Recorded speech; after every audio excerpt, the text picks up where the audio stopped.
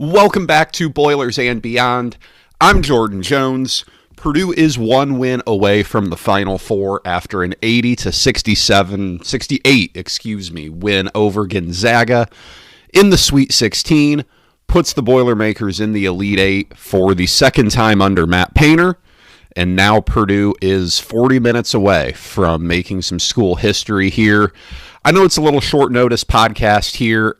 It's 10 o'clock on Saturday morning, so Purdue's about 28 hours away from tipping off against Tennessee, but I wanted to get something up, something for your drive to Detroit, maybe, for those of you heading up to the Motor City to watch the game, maybe a podcast for your Easter drive, to go see family, whatever it may be. I wanted to get something up for those of you who can't get enough Purdue content right now because based on recent numbers, I think that's the case. So thank you guys for listening. Let's talk about this a little bit here. If you don't already, be sure to follow on Twitter at BoilersBeyond and subscribe wherever you get your podcasts. So Purdue gets an 80-68 win over Gonzaga to put the program one win away from the first Final Four that Purdue's had since 1980. It's been a while. So this, Purdue's kind of one win away here from, really some big-time redemption, really some a really big-time turnaround from what happened last year and what's happened, really for so long with Purdue now, where it's had a lot of great teams that have come close but haven't gotten there. This win over Gonzaga, to me, was just another win that showed the inevitability of Purdue. Because Gonzaga started this game as well as you could have possibly hoped for. Gonzaga made 5 of its first 6 shots. Gonzaga was hot early on. Gonzaga was running some stuff on offense that was giving Purdue some problems. You saw some of those back cuts to get Edey out of position and then attack the rim. You saw Nembhard kind of wheeling and dealing early on. He was doing a great job. Purdue didn't have a great answer for him early on. But as the game progressed and the game went on, the inevitability of Purdue really shone through. Purdue was simply the better team. Purdue was simply more dynamic. It had more to throw at Gonzaga. I think when you look at this, Graham Ike embodied the entire game for Nebraska. What am I saying? Gonzaga here. Ike hits a couple of threes in the first half. A guy who had only made 5 threes all season knocks down 2 of them. And if you're Purdue, you got to live with it, right? I mean, you can't stop everything. So you give a little bit of wiggle room there. And Ike played a really nice game. He had 18 points and 10 rebounds going up against Zach Edey.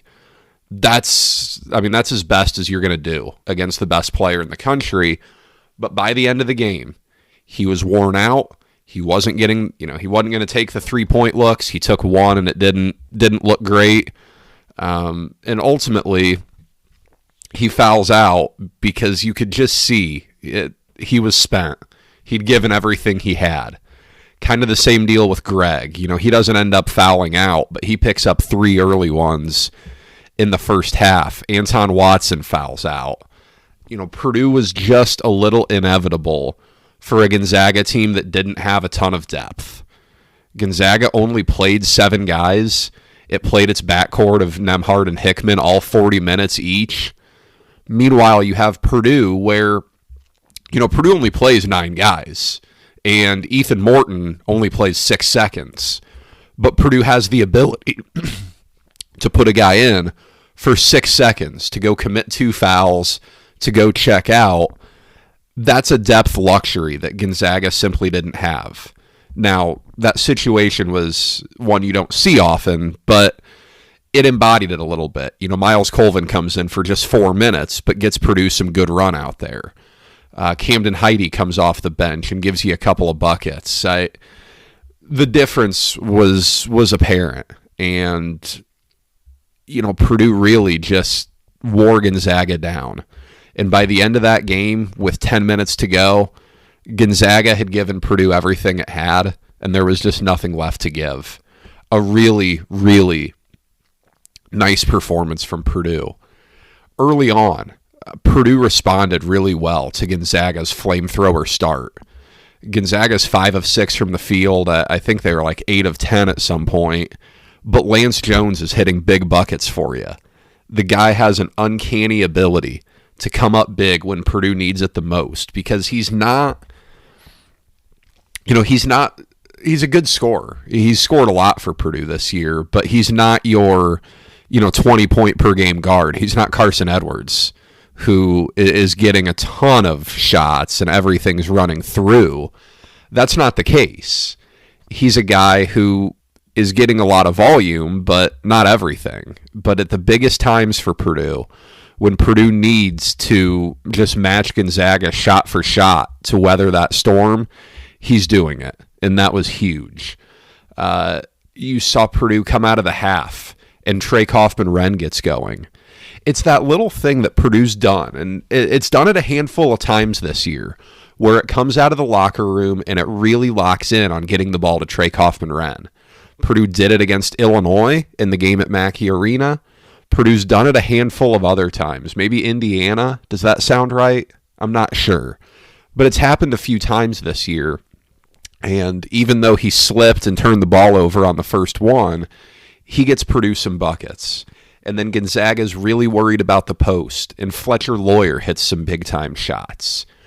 Remember a month or so ago when folks were just outraged with Fletcher Lawyer because he was in a slump?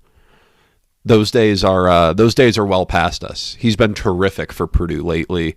4 for 7, no turnovers, couple of assists, 2 threes for you. He was great for Purdue last night. Purdue's playing really, really well right now. You look at these stats that Braden Smith is putting up: 14, 8, and 15. These are not normal numbers. These are not stats that anyone puts up. 15 assists in a college game when you have Zach Edey on your team, that's a double-edged sword, because you get those assists that are just easy tosses up, kind of alley-oops to Edey, but you also feed the post a lot and let him go to work where it's not an assist. 15 assists in a college game is crazy. He's 6 for 11 from the field, hits a couple of big threes for you, very efficient. 15 assists to 2 turnovers is out of this world. But that's what Braden Smith is doing.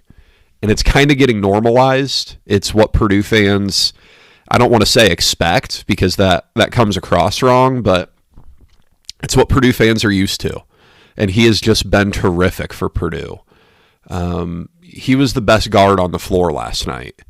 And for how much hand-wringing there's been about Purdue's backcourt and whether Purdue's guards are good enough, last night was an emphatic yes. They're all 50% or better from the field. All 3 of them make a couple of threes. Cam Heide comes off the bench and goes 2 for 2. 2 turnovers for Purdue's 3 starting guards total. I mean, you can't ask for better than that.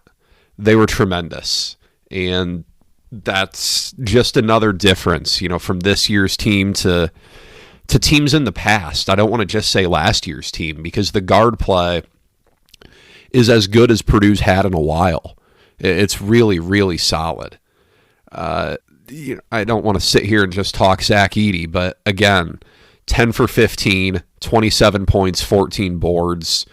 The dude's a monster. Gonzaga did as well as they could have hoped for to slow him down early, but in the end, this didn't feel like a game where Zach Edey had just completely taken over, and then you're recording a podcast the next morning looking at the stats, and he had 27 and 14.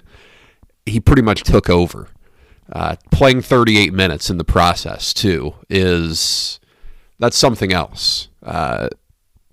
This is a really, really good performance against a solid Gonzaga team. Like I said when I previewed this game, this is not a Gonzaga team that is as good as some of the ones in the past.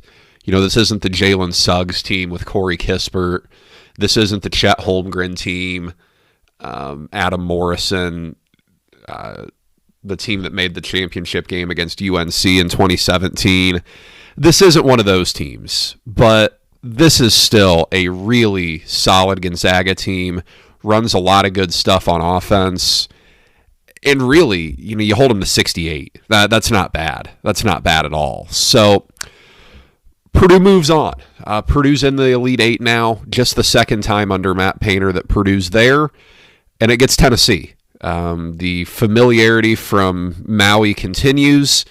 Second time Purdue and Tennessee square off. Last time, as you probably all remember, Purdue wins 71-67, a game that featured 51 total fouls called and 78 free throws or something. I don't have that handy here, but 78 free throws and 51 fouls called. I don't know if that's going to be the case again on Sunday or not. It's going to be as physical and tough of a basketball game as you can ask for, though. You have two coaches who are really trying to snap the narratives that linger over them by the clickbait national college basketball community. The whole Rick Barnes and Matt Painter can never make a Final Four. Well, one of them will, and we're 40 minutes from figuring out which one does.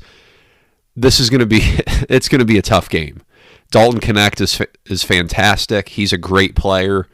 Purdue did a decent job on him out in Maui, but he's just continued to get better. I think he's going to get more than 13 shots, which he took out in Maui. Tennessee went 8 for 30 from 3-point range in that game. So, I suspect Purdue's going to come out and really try to force Tennessee off the 3-point line and make Tennessee beat it from 2-point range, because that's what Purdue does, and teams haven't done that consistently. Tennessee is a fine offensive team, but it's not a tremendous shooting team. It shoots 34% from 3, 50% from inside the arc. The biggest thing, if you're Purdue, is that you can't let Tennessee get on the offensive glass. That's a slight concern because Tennessee is really long. Tennessee can exploit some of Purdue's lack of size at other spots besides center, and that's something you got to worry about. But at the same time, I don't know how Tennessee stops Zach Edey, because even in Maui, he still had 23 and 10, and that's been one of his quieter games of the season. So this is going to be a rock fight. It's not going to be easy. Elite Eight games never are. Purdue looks incredibly locked in right now. You saw the video of Miles Colvin putting the sticker on the big bracket in the locker room, and there was no celebration. This has been 100% a business ordeal for Purdue. This has been Purdue trying to exorcise the demons of its past, and I just think Purdue is as locked in as you could possibly hope for. Whether that translates to Purdue winning this game or not, I don't know. I'm sure Tennessee is locked in as well. But Tennessee's gone through some scares in each of its last 2 games. That Texas game got real close at the end, and then Tennessee, got up 15 to 18 points on Creighton, and Creighton came roaring back. So Tennessee's Tennessee's a very good team, but it's shown the ability to lose games. It lost to Mississippi State. It lost to South Carolina twice. Got blown out by Texas A&M. It's in danger. This is not a game that Purdue can't win. Purdue's going to be rightfully favored, but ultimately, like everything else, this thing comes down to Purdue taking care of the ball. It comes down to Purdue not letting Tennessee get more cracks at it than it deserves. You have to limit Tennessee to 1 shot. You have to make sure you take care of the ball. Purdue had 16 turnovers in that game against Tennessee the first time. That can't happen again. Now, both teams shot identical, 26.7% from 3. I don't know that I expect that to continue, but if you're Purdue, you just have to keep doing what you've been doing. You're playing really well right now. You talk about peaking at the right time. I don't know necessarily what peaking looks like, because Purdue's looked really, really good at times this year, but Purdue hasn't looked better than it does right now. It's going to be a really pro-Purdue crowd, I would imagine. It certainly seemed like it yesterday from afar. I'll be in Detroit for the game tomorrow, so I'll be able to, see it there. But it should be a very pro-Purdue crowd. And, ultimately, this is what everything comes down to. I said it before the Sweet 16 game. The success or failure of the season is going to be determined by what happens in Pizza Arena. And now that's even more the case because Purdue is 40 minutes away from a Final Four. It's either going to be they did it or they were so close and couldn't quite do it. Is it fair? Probably not, but that's where we're at. So that's all I've got for today. Thank you for spending a little time with me here. I know this was a little bit of, a random podcast. I don't do a ton of this stuff, a ton of like post-game pods, but I wanted to at least get something out for your drives tomorrow. Happy Easter to everybody. Enjoy the game tomorrow, and win or lose, we'll be back here Monday night to break it all down. Until then, enjoy the game, guys. This episode is brought to you by me. Yes, me. When I'm not watching sports, or more accurately, talking about them, I'm talking insurance with the people of Indiana. As an agent with Indiana Farm Bureau Insurance, I want to help you protect what you've worked hard to achieve. From home and auto to life and business insurance, I'm here to help you. Give me a call at 317-692-7463 or email me at jordan.jones@infarmbureau.com, and let's protect you from life's everyday risks.